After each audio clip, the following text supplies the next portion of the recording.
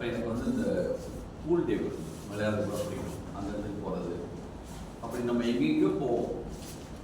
நம்ம வாழ்க்கை மொத்தமும் நமக்கான இடம் எது, முழுமையாக மனசோட எங்கே நம்ம நிஜமாக இருக்கோம் அப்படின்னு யோசிச்சா, நான் உண்மையாக சொல்கிறேன், இதுதான் எனக்கான உண்மையான இடம்.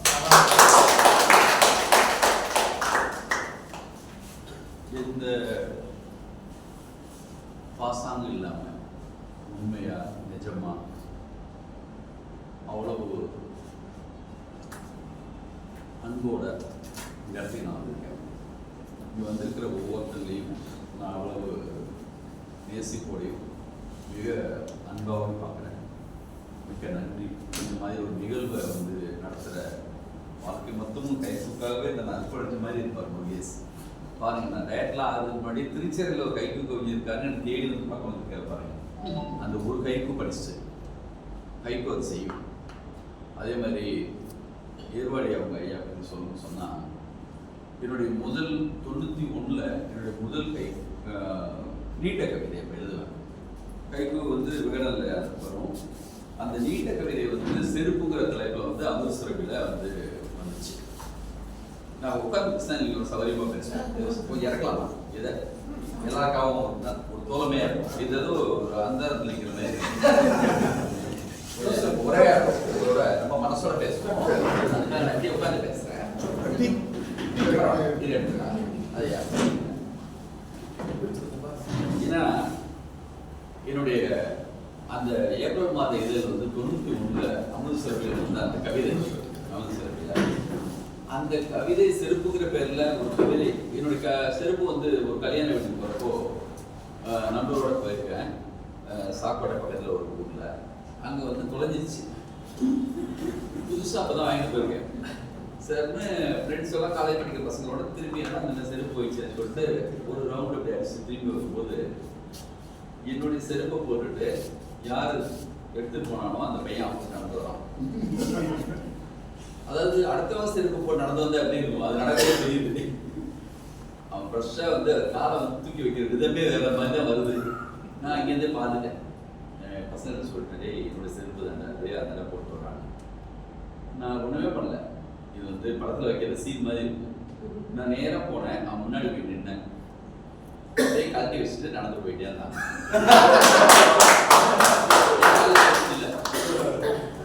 நான் போட்டு கஷ்டம் நடந்து போயிட்டேன். வீட்டுக்கு வந்தது பிறகு எனக்கு இது வந்து தோணிட்டே இருந்துச்சு, இந்த செருப்புக்கு ஒரு கவிதை எழுதுன்னு சொல்லி. அப்படி எழுதுனது தான் அந்த கவிதை. அது வந்து அந்த ஊருக்கு வந்து இவங்க வந்து பேரும் காலகட்டத்தில் கல்யாணத்துக்கு வாசல் இடைவேளுடைய திருமணத்தில் வந்தார். அப்போ நான் போய் அந்த கைக்கு வந்து சொல்லி அந்த கைக்கு வந்து உடைய ஐயா வந்து காட்டினேன். அந்த இதில் முதல்ல கைக்கு வந்ததுனால என்னன்னா அன்பு அதை குழம்பிகிட்டே இருப்பேன். ஐயா அதே தூரத்தில் அந்த ஏப்ரல் மாத இதில் ஒரு கவிதை இருந்துச்சு, ஏர்வாடி ராதாகிருஷ்ணன் சொல்லி நிறைய பேருடைய கவிதை இருந்துச்சு. அப்போ ஆசிரியர்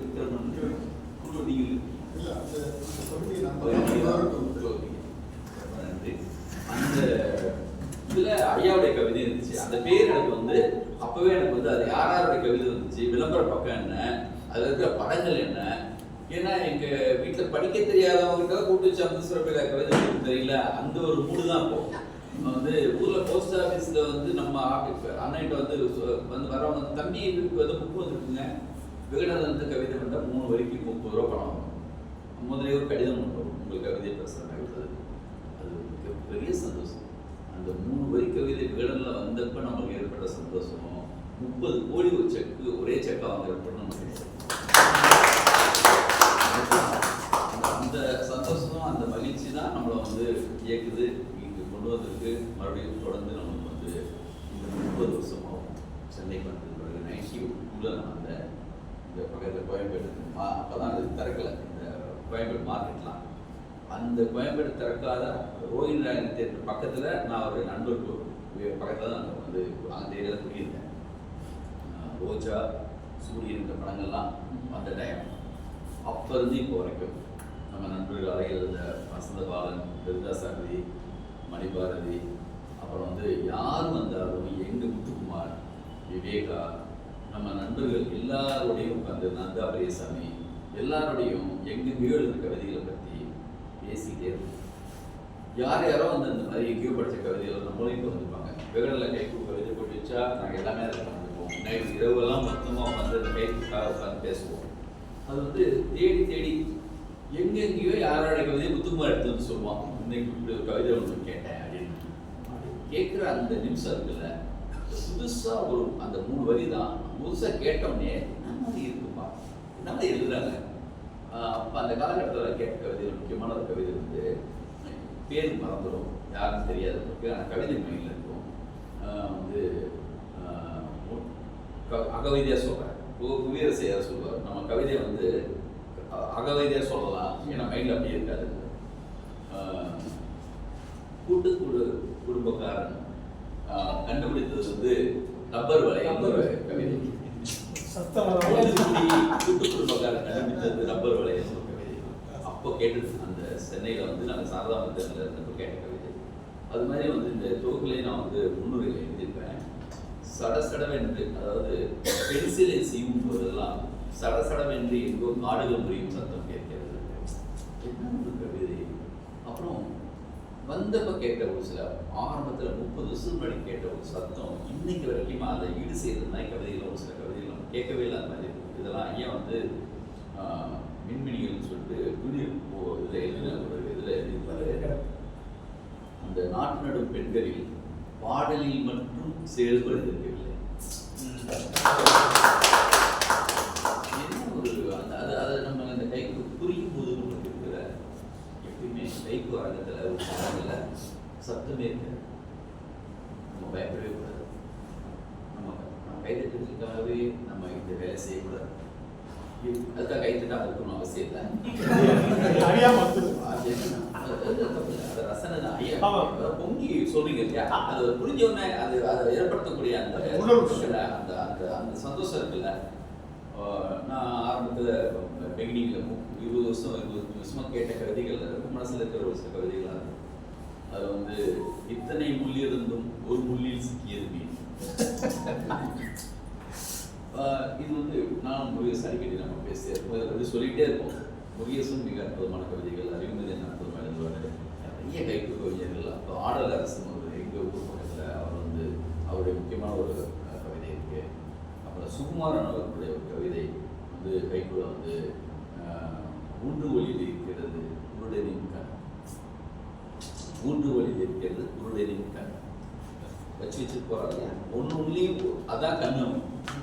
அவ்வளோ அற்புதமான ஒரு கவிதையாக இருக்கும். இப்படி எங்கெங்கேயோ தேடி மிக அற்புதமான ஒரு தொகுப்பு, உங்களுடைய தொகுப்பு. அறிமுக நம்ம செல்லுமணி சார் தான் அனுப்பி வச்சார். இந்த மாதிரி என் நண்பர் இதுதான் இன்ஸ்பிரேஷனாக அவர் வந்து ஒரு குரூப்பு போகணும்னு ஆசைப்படுறாரு சொல்லிட்டு வந்தார்.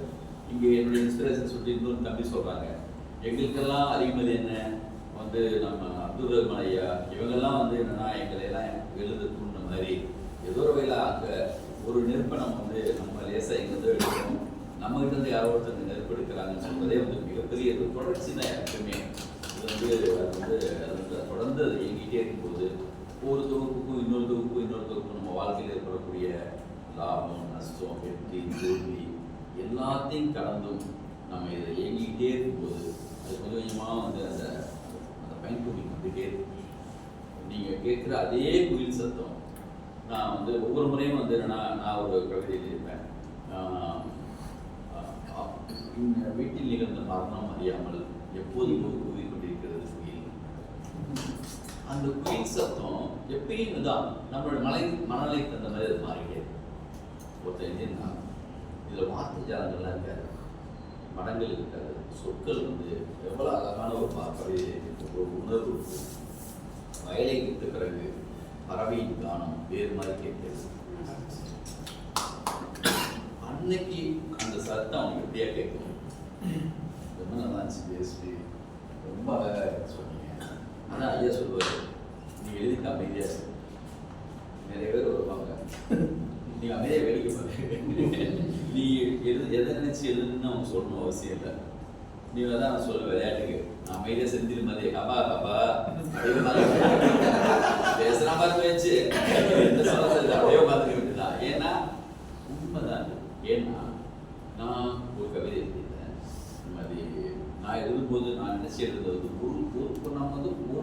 தான் நம்ம பார்த்துருப்போம். படிக்கிறவங்களுக்கு இது பிரச்சனை ஏறும். அதனால வந்து நம்ம அமைதியாக இருக்க வேண்டியதான். ஏன்னா நம்ம எழுதும்போது வரும்போதே அது என்னென்னலாம் எடுத்துக்கிட்டது வரும் நம்மளுக்கே தெரியாது. அதனால நீ எழுதல ஓ மூலமா வருது பாரு ஐயா. நீ எழுதுறன்னா உன்னுடைய தொடர்ச்சி பாரு. உங்களுடைய முன்னோர்கள் நம்ம இது வரைக்கும் நம்ம மரபு வீசா, நம்மளுடைய குடும்பங்கள் வீசா, நம்ம வாழ்ந்த வாழ்க்கையில் இருந்து எல்லாத்தையும் ஒரு ஜென்மத்து மேலே நம்பிக்கை தான் போன ஜென்மம். இல்லை இந்த ஜென்மம் மட்டுமே நினைச்சா இந்த ஜென்மத்தில் நம்ம படித்தது, பார்த்தது, கேட்டது, நம்மளுடைய குடும்பங்களுடைய தொடர்ச்சி, ஆரியாரோ அவையுடைய தொடர்ச்சி, கபிலருடைய தொடர்ச்சி எல்லாமே இருக்கும். எல்லாமே சேர்ந்து தான் நம்ம கிட்ட ஏதோ நம்மளுடைய ரசனை, நம்மளுடைய அன்பு, நம்மளுடைய எல்லாம் சேர்ந்து தான் நம்ம எவ்வளோ தூரம் விட்டு கொடுக்குறோம், எவ்வளோ அன்பாக இருக்கும், எவ்வளோ ப்ரெசன்ட்ல இருக்கும். கைக்குங்கிறது என்னன்னா இந்த கணத்தில் இருக்கிறது, இந்த கணத்தில் இருக்கிறது. அது வந்து ஃப்ராக்ஷன் ஆஃப் செகண்ட். அது வந்து இயேசு அவங்க சொன்ன மாதிரி ஆயத்தமாயிருங்கள் ஆயத்தமாயிருங்கள் ஆயத்தமாயிருங்கள்னு அவர் சொல்லுவார்ல, அந்த மாதிரி அந்த ஒன்று ஆயத்தமாக இருக்கணும், ஆயத்தமாக இருக்கக்கூடாது. என்னடா நீ தான் ஆயத்தமாக இருக்குன்னு சொல்கிற, நீயே ஆயத்தமாக இருக்கக்கூடாது சொல்கிறேங்கிற மாதிரியான ஒரு விஷயம். ஒரு எஃபர்ட்லெஸ்ஸாகவும் இருக்கணும், ஒரு விதமாக ஒரு அப்படி இருக்கணும், தியானம் மாதிரி.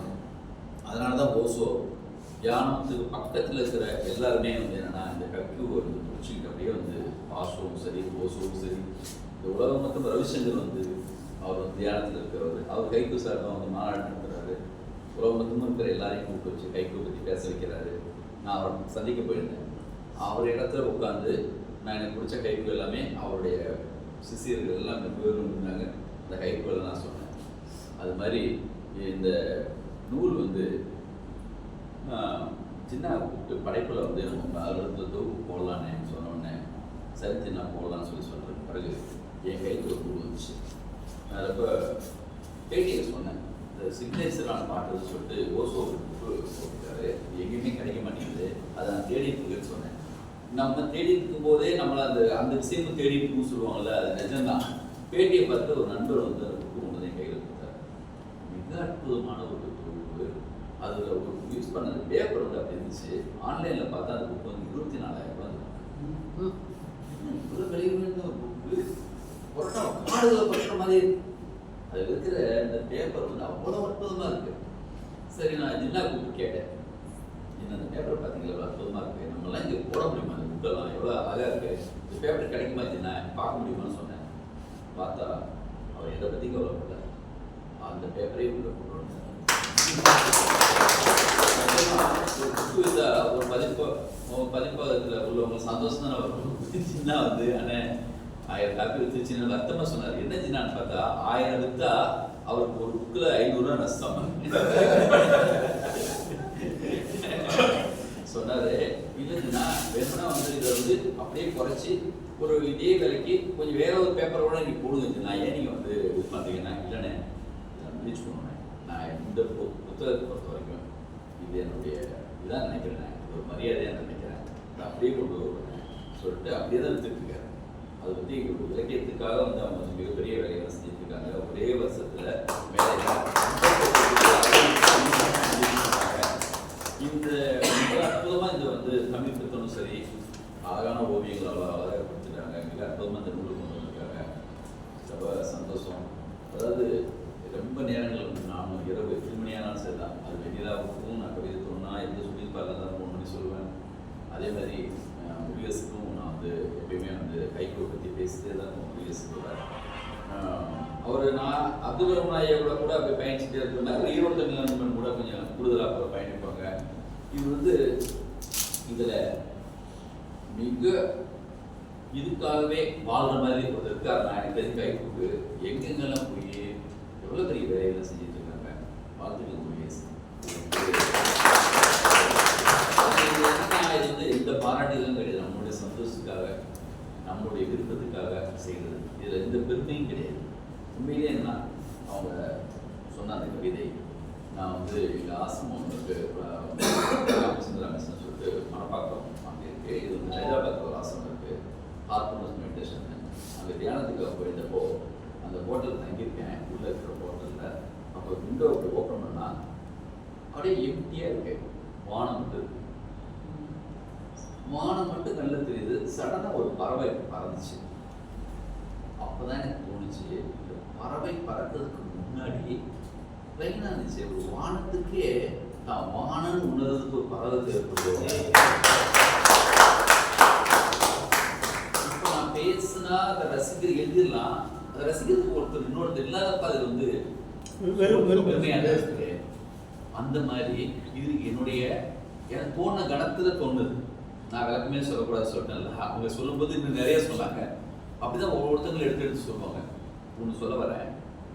அப்படி நான் வந்து ஒரு கவிதை எழுதினேன். சுமேதாங்கி கல்லை கடந்து செல்கிறாள் கர்ப்பிணி பெண். சுமதாங்கி கல்லை கடந்து செல்கிறாள் கர்ப்பிணி பெண். நான் என்ன நினைச்சிட்டு எழுதுறேன், எல்லா பாரதியும் இறக்கி வைக்க முடியும், அந்த பாரதியை இறக்கி வைக்க முடியுமா? இதுதான் ஃபர்ஸ்ட் தாட் எனக்கு தோணுது.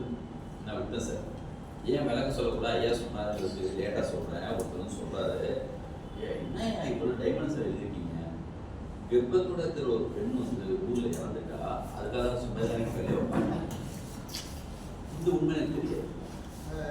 இந்த உண்மையும் தெரிஞ்சு, இந்த மரபெல்லாம் தெரிஞ்சு, இந்த தமிழ் சமுதாயத்தில் இந்த சமூகத்தில் ஒரு அமைப்பு இருக்கு, இதுக்காக தான் சுமதாங்கி கல்லை வைப்பாங்க உண்மை தெரியாம தான் எழுதியிருக்கேன்.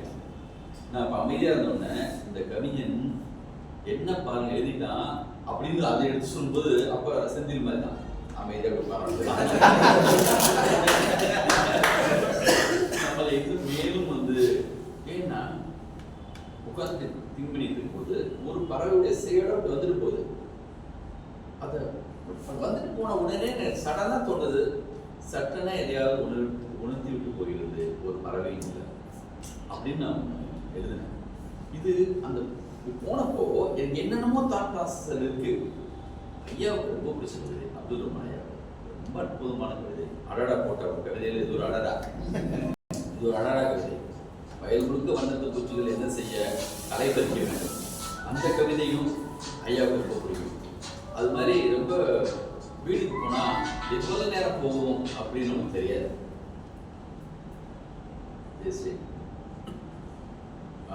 இன்னும் கொஞ்சம் கூட நான் மனசோட சொல்கிறேன், இந்த வகுப்புக்கு ஒரு நூல் இருக்கும் எனக்காக தயவு செஞ்சு. நம்ம எல்லாம் சொன்ன மாதிரி இந்த 3வது 4வது குரங்கு சொன்னாங்க இல்லையா, நம்ம யாருமே வரும்போது இந்த நிகழ்வை எவ்வளோ அற்புதமாக நிகழ்த்தணும்னா செல்ஃபோனே இங்கே வரும்போது பயன்படுத்தே வேண்டாம். இந்த ஒரு 3 மணி நேரம் 2 மணி நேரம் நம்ம வாழ்க்கையில் யார் கிடைக்கும்? இவ்வளோ பரபரப்பான இந்த சூழலில் இவ்வளோ அமைதியான ஒரு காலில் இதை பற்றி பேசுவது இவ்வளோ அற்புதமாக இருக்குது. மிக அற்புதமான இந்த கைக்குக்காக நம்ம இன்னும் பெரிய பரவலாக இருக்குது. இந்த 4 வருஷமாக நடத்துறது மூலமாக எத்தனை கவிஞர்கள் ஒவ்வொரு வருஷமும் 8000 கவிதைகள் வருது.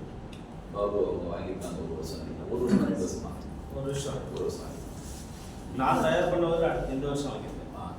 மிக அற்புதமான கவிதை, பல கவிதைகள். அந்த பையன் மிக அழகாக எழுதலாம். ஆரணியிலிருந்து ஒரு நண்பர் பையன், அவனுடைய படம்லாம் எந்த பிரமிப்பும் கிடையாது, கைக்கு கவிதை எழுதணும் அப்படிதான் இருப்பான். அவனுக்கு எந்த பிரமிப்பும் கிடையாது. நான் ப்ரொடியூசர் டைரக்டர் அதெல்லாம் அவனுக்கு கிடையவே கிடையாது. அண்ணே பேசலாமாண்ணே என்னோட சொல்கிறா, ஒரு கவிதை தோணுச்சுனே அப்படி இருக்கும், அப்படி எழுதுவான். அவனை படந்த கண்ணாடியில் கண்கள் வரைந்தேன் வலிகிறது கண்ணீர், நல்லா எழுதிட்டான். இப்படி எழுதுற நீ அழுவ அப்படி இருக்கும். அவனுக்கு வந்து நம்மளுடைய ஆளுமை மேலேயோ நம்ம சென்னையில் ஒரு இயக்குனராக இருக்கும், அதுக்கெல்லாம் எது கிடையாது. ஆனால் பேசலாமானே ஒரு கவிதைனே. ஆமாம், மிக இது வந்து ஒரு பியூரிட்டி, ஒரு பேரன்பு, இது வந்து ஒரு தியானம்.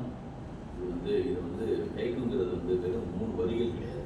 இது வந்து மிகப்பெரிய ஒரு இது வந்து ஒரு வித்தேத்தியா எந்த கணக்கு பார்க்காம சமீபத்தில் ஒரு கவிதை லாஜிக் மாதிரியே இருக்காது. இந்த கைக்கு கவிஞர்களுக்கு மட்டும் லாஜிக் இருக்காது. அது ஒரு கவிதை சமயத்தில் படித்த ஒரு கவிதை.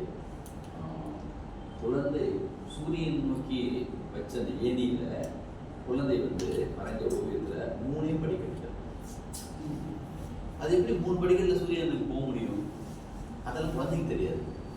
என்ன ஒரு ட்ரீம் இருக்கு பாருங்க, 3 படிக்கட்டு வச்சா போய் சூரியனை தொட்டுடலாம்.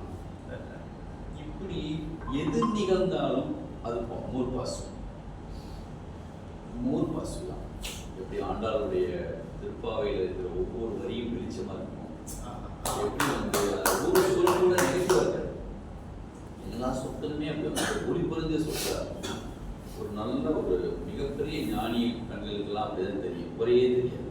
இயேசுநாதர் வந்து அவர் நடந்து போகிறப்போ, சிசியரோட போகிறப்போ அப்படியே வந்து ஒரு சகதியில் ஒரு இதில் அப்படியே கிடக்கிற ஒரு நாய், இந்த வாய் குழந்தை கிடக்கிற ஒரு நாய், அது பக்கத்தில் சூரிய வெளிச்சம் பட்டு முத்துக்கள் மாதிரி இருக்குன்னு சொல்லுவாங்க.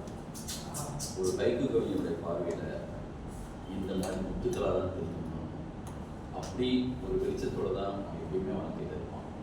அந்த மாதிரியான நிகழ்வுகளை நடத்திட்டு இருக்கிற எல்லாருக்கும் என்னுடைய நன்றி.